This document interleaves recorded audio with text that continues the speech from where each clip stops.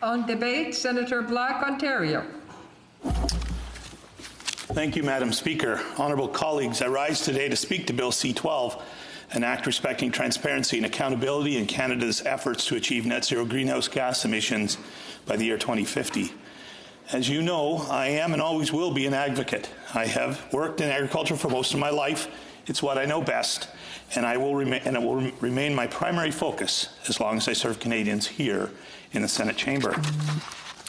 Thus, my focus today will be agriculture's role in the fight against climate change and the mitigation of greenhouse gas emissions in support of Canada's efforts to achieve net zero emissions within the next 29 years. Firstly, I would like to thank my colleague, the Honourable Rosa Galvez, for sponsoring this bill in the Senate. This is an important step forward in making Canada a greener, cleaner, and more sustainable place to live, work, and play. I would also like to share that I was particularly pleased to see that additional accountability measures were introduced in the other place, such as further progress reporting in 2023 and 2025, including a review of the 2030 target and a 2026 interim emissions objective, as well as more prescriptive requirements for the emissions reduction plan and progress reports. These markers along the way provide not only ways to maintain accountability, but also ways to further update and include all Canadians in this journey. As I mentioned earlier, agriculture is one of my primary focuses, and it's no surprise that this industry has an important role in fighting climate change.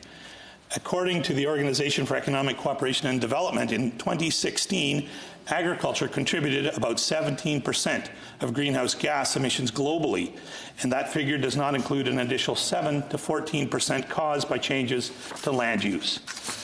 According to Agriculture and Agri-Food Canada, 10% of Canada's greenhouse gas emissions are from crop and livestock production, excluding emissions from the use of fossil fuels or from fertilizer production. These are significant numbers that we need to work to bring down. However, the onus cannot be placed solely on farmers and the agricultural industry.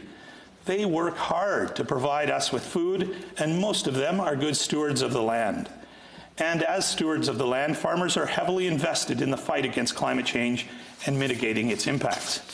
In fact, in many cases, our farmers face the brunt of climate change as Canadian agriculture suffers greatly from the effects. The frequency of extreme weather events has doubled since the 1990s. There has been an increase in floods, droughts, forest fires, and storms that, unsurprisingly, interfere with both planting and harvest, which disproportionately affects farms of all sizes.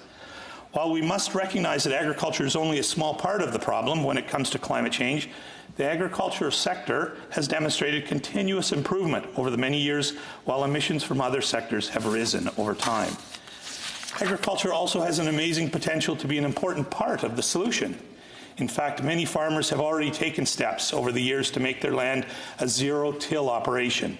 This technique increases the retention of organic matter and nutrient cycling, which in turn increases carbon sequestration.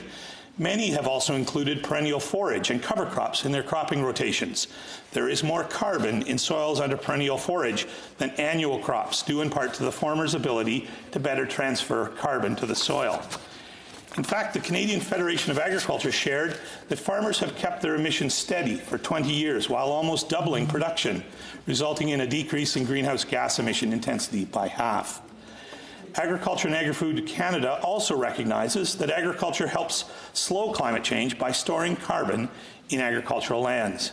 Storing or sequestering carbon in soils as organic matter, perennial vegetation, and in trees reduces carbon dioxide amounts in the atmosphere.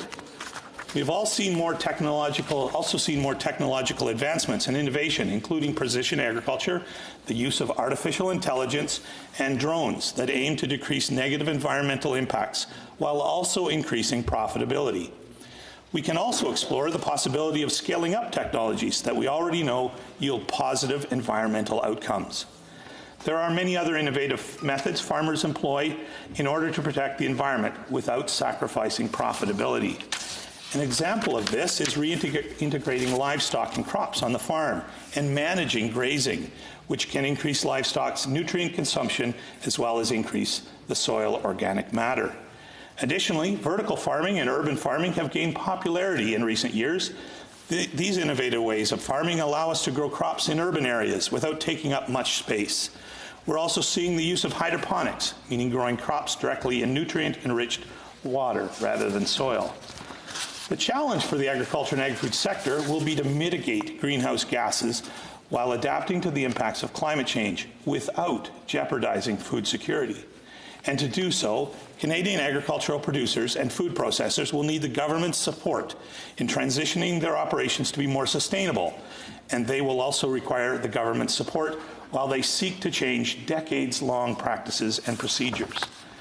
Many organizations, including the Canadian Federation of Agriculture, the Ontario Federation of Agriculture, the Canadian Cattlemen's Association, and the Canadian Pork Council, among many others, have highlighted their dedication to supporting Canada's fight against climate change. There are, of course, specific concerns to each sector regarding issues such as fair carbon pricing, which I have spoken about in the past, and other potential impacts to the overall sustainability of the industries. But overall, Canadian agriculture knows that they have a critical role to play as stewards of the land, which involves preserving ecosystems and resources such as our soil and water, as well as minimizing the environmental impacts of their activities through the implementation of beneficial agricultural practices.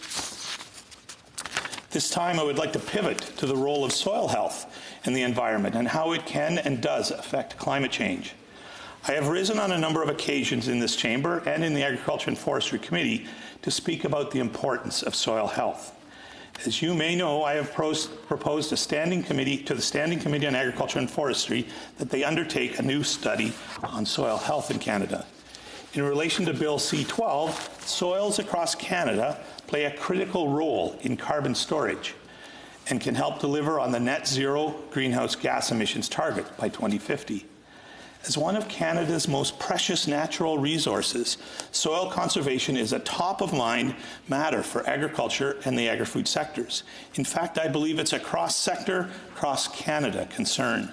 The future of this country is intrinsically linked to the health of its ecosystem, which in itself hinges on soil health.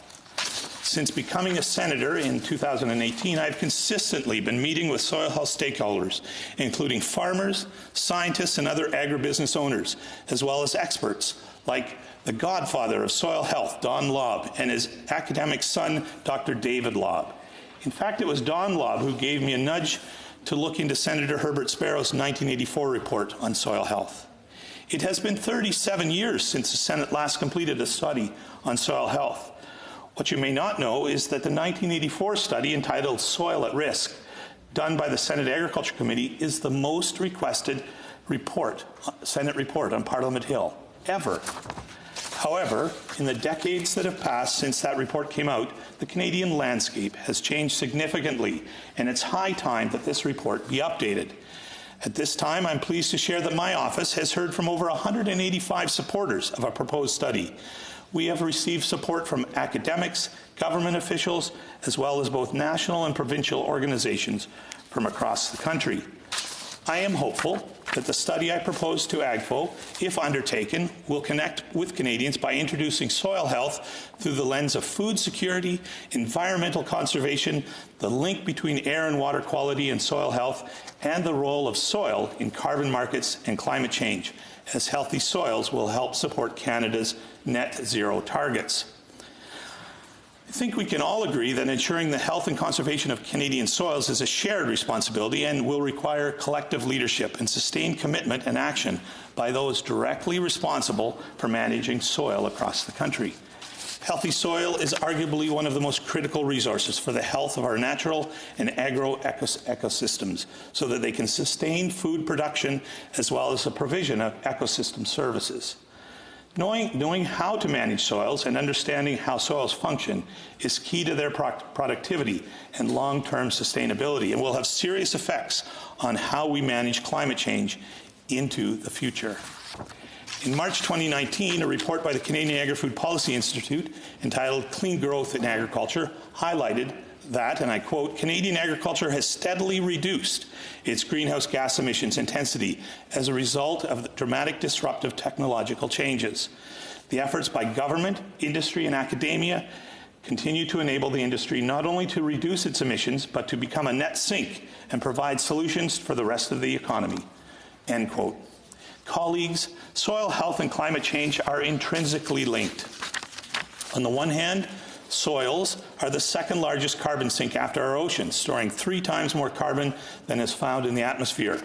On the other hand, rising temperatures and changing precipitation patterns can lead to soil erosion, fertility loss, and a decline in the soil's ability to carry out basic ecosystem services. We know that soil is not a renewable resource, and we don't have much time left to save our soils. Some experts say less than 50 years. Additionally, the cost of soil degradation in Canada is estimated at $3 billion annually, and this will only increase if nothing is done. Improving soil health is not a one-size-fits-all endeavour across Canada's varied landscape, but it is clear that healthy soil has an important role to play in our economy, environment, and society, including in helping our country reach our target of net zero emissions by 2050. Honourable colleagues, we know that climate change is one of the biggest issues facing our world. It is clear that the agriculture industry understands and supports the call to action to fight climate change. However, we are asking a lot of our farmers. Many agricultural operations rely on decades-old practices that have only recently been deemed to be environmentally detrimental. Making the switch to new technology costs a lot of money, and while I've never heard a farmer who was in it for the money, it does impact on the viability of their businesses. At this time, I am taking this opportunity to once again call upon the Canadian government to work collaboratively with our agricultural industry so that they can help make the journey to environmental sustainability a little easier for everyone. I am confident that the agricultural industry, which has been innovating for as long as it has existed, will continue to rise to the challenge by helping in the fight against climate change. Of course, initiatives must come from all sectors, and it must be a joint effort from all of us. And in order to achieve our goals in greenhouse gas reduction, government and industry must work together. I know that many of us in this chamber have children and grandchildren. Without working together to challenge and change the effects of climate change, I fear that they will be living in a world entirely different than the one we know today. I hope you will all join me in supporting the passage of this important bill. Miigwech, merci, thank you.